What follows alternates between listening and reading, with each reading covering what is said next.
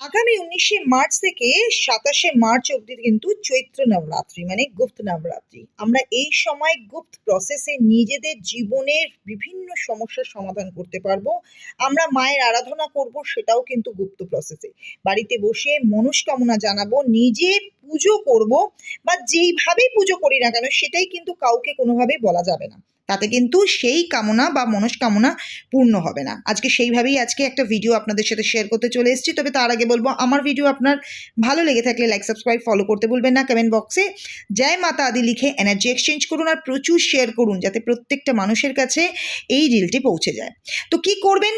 প্রথম দিন থেকে মানে 19শে মার্চ থেকে প্রথম দিন থেকেই বলছি, যখনই মাকে পুজো করবেন অবশ্যই ক্লিম মন্ত্রটি জপ করবেন।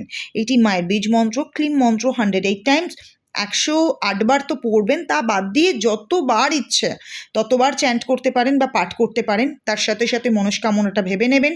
মাকে অবশ্যই প্রত্যেক দিন একটু কর্পূর, লবঙ্গ, ফুলযুক্ত 2টো লবঙ্গ আর এলাচ দিয়ে আরতি করুন। আরতির শেষে যে আপনাদের ছাইটা বাজবে সেটা একটু ঘি দিয়ে নিজেরা কপালে টিপ হিসাবে পড়ুন বা তিলক লাগান। ভালো রেজাল্ট পাবেন। এতে নেগেটিভিটি, অসুস্থতা, যে কোনো রকম নজর দোষ দূর হবে। তা বাদ দিয়ে অবশ্যই মাকে প্রতিদিন চেষ্টা করুন একটু আতর ইউজ করার।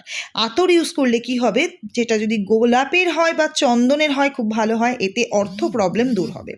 এছাড়া বাড়িতে চেষ্টা করুন যে সারাদিন একটু সাত্ত্বিকভাবে থাকান এই কদিন, মানে কোনো রকম অশান্তি, ঝগড়া, ঝামেলা বা কোনো রকম কোনো নেগেটিভ কিছু থিঙ্কিং যেন আমাদের মধ্যে না আসে, সেটা চিন্তা করে করুন।